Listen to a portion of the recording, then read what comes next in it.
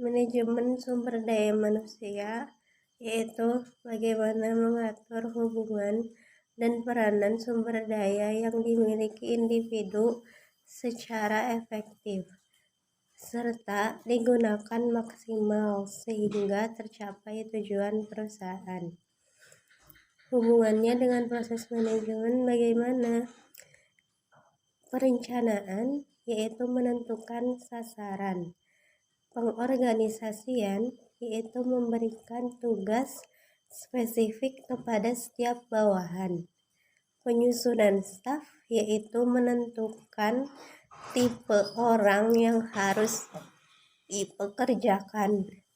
Kepemimpinan yaitu mendorong orang lain menyelesaikan pekerjaan. Pengendalian yaitu menetapkan standar seperti kuota penjualan.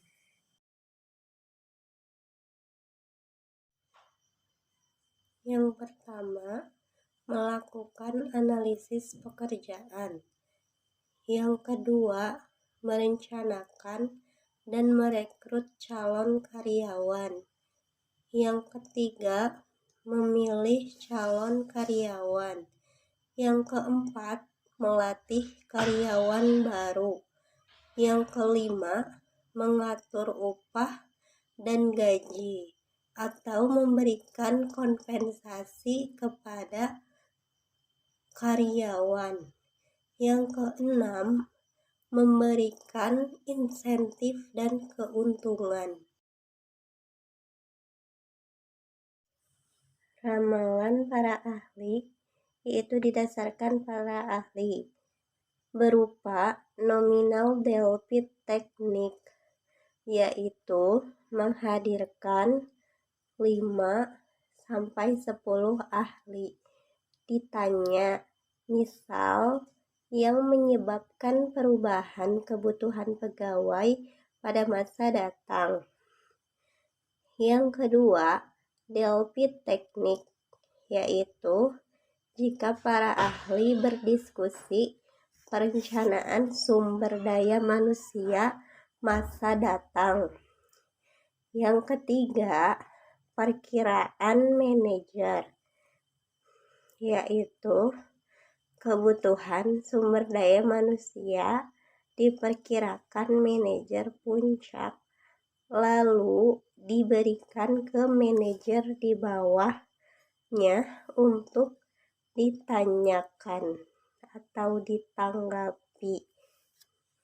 Yang kedua, ada analisis kecenderungan berdasar kebutuhan masa lalu, yaitu ada ekstrapola, adalah mengasumsikan tingkat perubahan masa lalu pada masa datang. Yang ketiga, budget dan planning analysis, yaitu jumlah budget yang disetujui di dalamnya tercermin kebutuhan.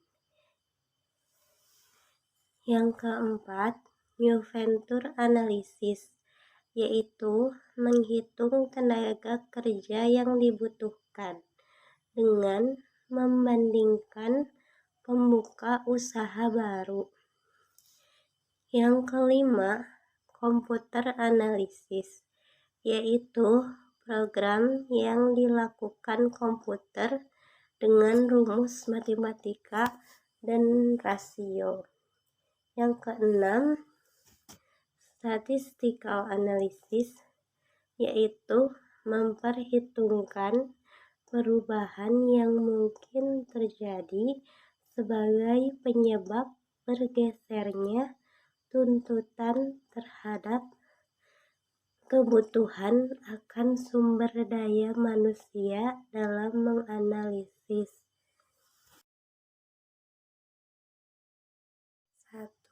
Identifikasi analisis adalah pekerjaan tujuan di mana menghabiskan upaya manusia atau menentukan kebutuhan output dan manusia.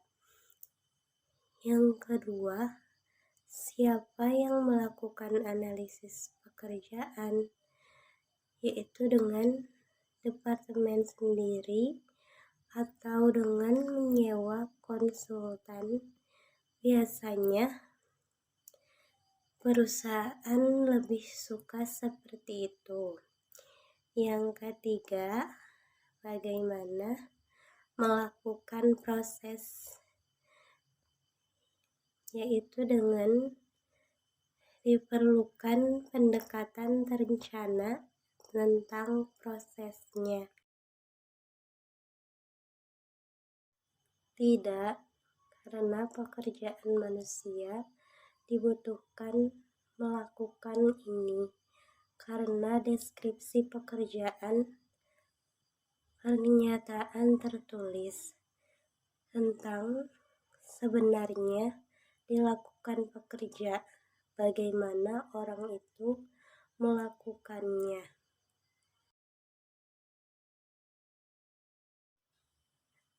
Yang pertama, dengan menganalisis kebutuhan, posisi, dan jabatan. Penjelasannya, perusahaan mengidentifikasikan terlebih dahulu terkait adanya kebutuhan karyawan baru yang harus direkrut. Beban kerja yang meningkat dari karyawan lama dapat menurunkan kinerja jika tidak mendapatkan segera pertolongan.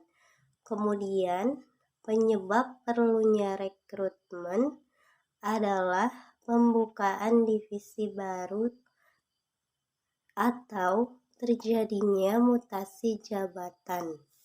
Yang kedua, merencanakan proses perekrutan perusahaan, yaitu perusahaan harus menyusun perencanaan untuk posisi yang dibutuhkan dengan menulis deskripsi pekerjaan, kualifikasi, dan pengalaman yang diperlukan. Juga menentukan di mana memasang lowongan iklan kerja, apakah melalui media cetak atau online. Selain itu, menentukan personal tim HRD yang menjadi penanggung jawab memasang iklan lowongan kerja, yaitu tim HRD membuat pengumuman internal mengenai lowongan kerja baru untuk mendapatkan dari sumber daya manusia yang sudah ada. Lalu, pilihan media untuk lowongan kerja yang memiliki pangsa pasar pembaca sesuai kebutuhan karyawan dan perusahaan. Tim HRD bisa menggunakan jasa portal khusus pencari kerja online. Yang keempat, memproses lamaran kerja dan melakukan wawancara.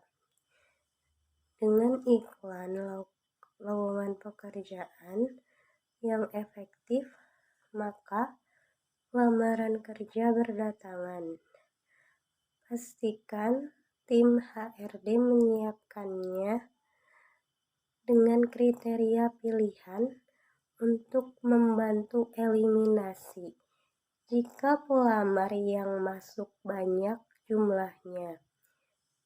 Untuk mempersingkat proses, pelamar sesuai kriteria memenuhi syarat dapat dihubungi untuk memberitahu jadwal wawancara yang ditentukan.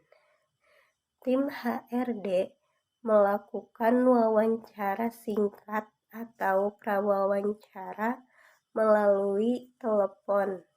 Yang kelima, memilih kandidat yang sesuai dan membuat penawaran kerja, yaitu mempersiapkan penawaran dan kontrak kerja sesuai posisi dan jabatan tersebut. Buat surat pemberitahuan dan ucapan terima kasih kepada para kandidat yang belum diterima bekerja. Lakukan ini agar citra perusahaan baik di mata pelamar kerja saat memanggil kandidat terpilih, yaitu dengan menegosiasikan gaji dan tunjangan. 6. Menerima karyawan baru, yaitu menjambut karyawan baru perusahaan dengan ramah.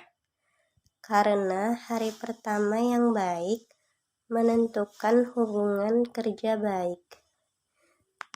Ajak karyawan baru berkeliling dan perkenalkan dengan beberapa karyawan lain untuk membuat karyawan baru merasa diterima. Proses seleksi. Penerimaan pendahuluan merupakan jalur dua arah perusahaan memilih para karyawan dan karyawan memilih perusahaan. Seleksi dimulai dengan calon para pelamar ke kantor personalia atau dengan permintaan tertulis dengan aplikasi.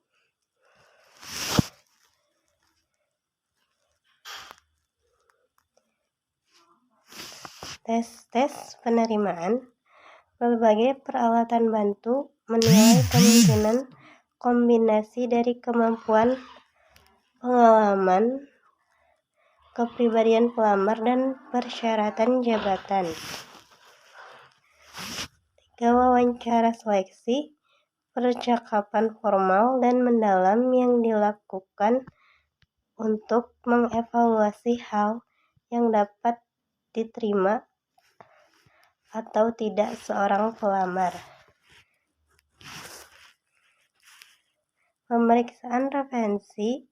Ada personal referensi, merupakan karakter pelamar, biasanya diberikan oleh keluarga, teman terdekat, baik yang ditunjuk oleh pelamar sendiri maupun diminta perusahaan. Kedua, employee referensi. Itu mencangkup latar belakang atau pengalaman kerja pelamar. 5. Evaluasi medis. Pemeriksaan kesehatan pelamar sebelum keputusan penerimaan karyawan. Yang keenam, wawancara atasan langsung. Orang yang bertanggung jawab para karyawan yang diterima.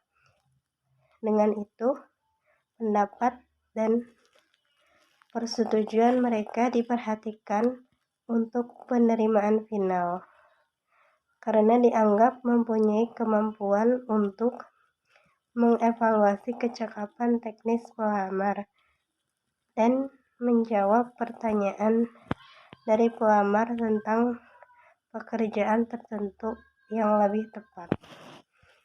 Keputusan penerimaan.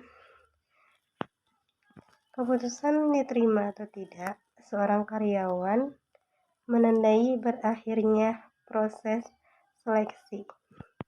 Departemen personalia dapat mempertimbangkan kembali para pelamar yang ditolak untuk lowongan pekerjaan lain karena telah melewati berbagai macam proses seleksi.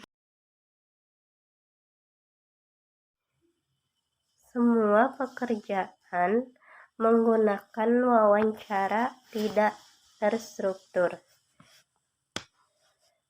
Karena wawancara tidak terstruktur itu interview yang tidak memiliki arah pembicaraan jelas, biasanya dilakukan oleh orang berpengalaman interview. Biasanya saat interview bertanya yang tidak terpikirkan oleh pelamar kerja. Misalnya bertanya kehidupan pribadi.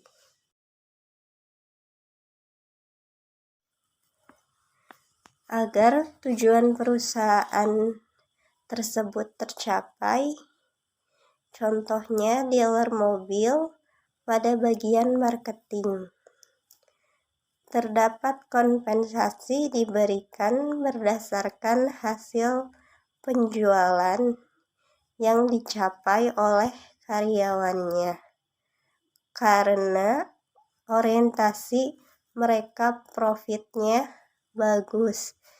Jika karyawan diberi kompensasi merata, maka penjualan tidak maksimal atau tidak baik untuk perusahaan.